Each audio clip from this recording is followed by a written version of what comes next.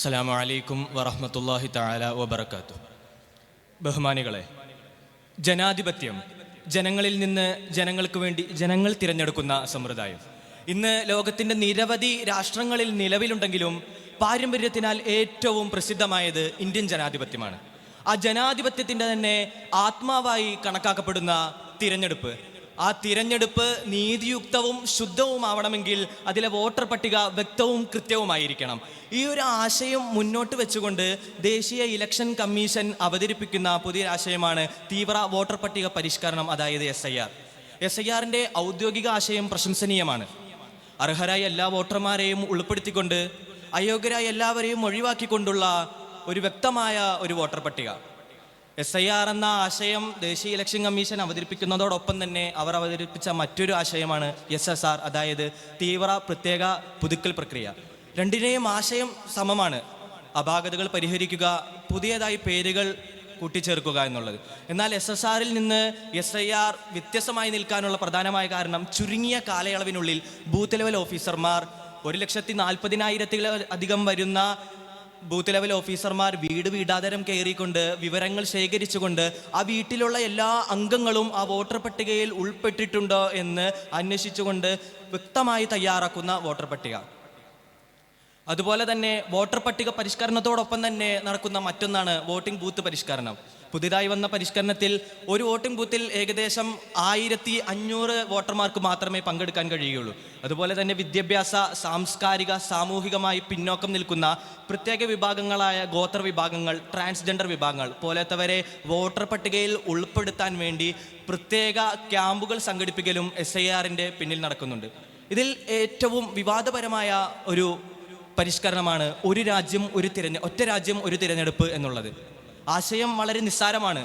ലോകസഭയിലേക്കും നിയമസഭകളിലേക്കും ഒറ്റ തിരഞ്ഞെടുപ്പ് നടത്തുക. ഇതിലൂടെ ഭരണകൂടം നമുക്ക് മുന്നിലേക്ക് പറയുന്ന ആശയം തിരഞ്ഞെടുപ്പ് എന്ന ഭാരിച്ച ചെലവിനെ കുറയ്ക്കാനും അതുപോലെ തന്നെ വ്യത്യസ്ത കാലങ്ങളിലായി നടക്കുന്ന നിയമസഭാ തിരഞ്ഞെടുപ്പുകൾ മൂലം ഭരണനിർവഹണ വിദ്യാഭ്യാസ മേഖലകളിൽ നടക്കുന്ന പിന്നോക്കാവസ്ഥയെ പുറന്തള്ളാനും ഈ ഒരു രാജ്യം ഒറ്റ തിരഞ്ഞെടുപ്പ് എന്ന ആശയത്തിലൂടെ കഴിയുമെന്ന് ഭരണകൂടം നമ്മളോട് പറയുന്നുണ്ട്. എന്നാൽ ഇതിന് പിന്നിലുള്ള ഭരണകൂട താല്പര്യം നാം ഒന്നെടുത്ത് പരിശോധിച്ച് നോക്കിയാൽ നമുക്ക് മനസ്സിലാകും, അവർക്ക് ഈ ഒറ്റ തിരഞ്ഞെടുപ്പ് നടക്കുന്നതിലൂടെ പ്രാദേശിക വിഷയങ്ങളെക്കാൾ വോട്ടർമാർക്കിടയിൽ ദേശീയ വിഷയങ്ങൾക്കായിരിക്കും സ്വാധീനം ലഭിക്കുക.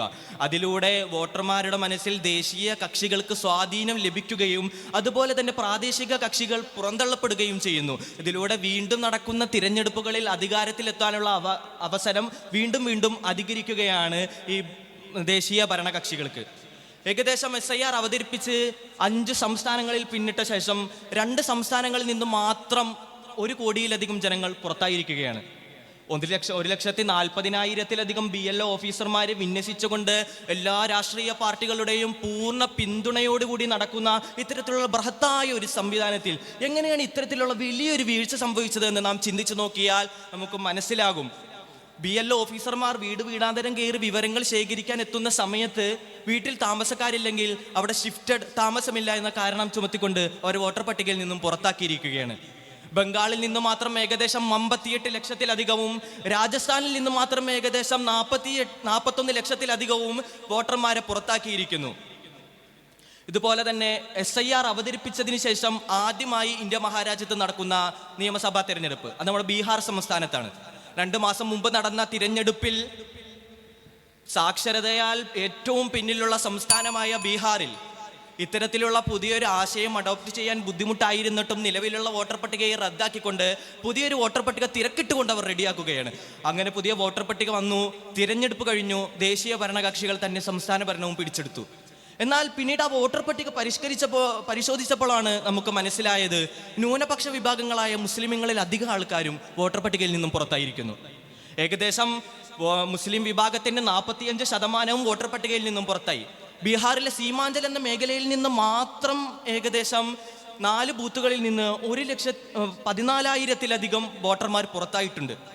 ഇതിലൂടെ ഭരണകൂട താല്പര്യങ്ങൾക്ക് ചുക്കാൻ പിടിക്കാത്ത ന്യൂനപക്ഷങ്ങളെ പുറത്താക്കിക്കൊണ്ട് ഭരണകൂട താല്പര്യങ്ങൾക്ക് ചുക്കാൻ പിടിക്കുന്ന പൗരന്മാരെ മാത്രം ഉൾപ്പെടുത്തിക്കൊണ്ട് ഭരണകൂട താല്പര്യത്തിന് കീഴിലുണ്ടാക്കുന്ന ഒരു വോട്ടർ പട്ടിക.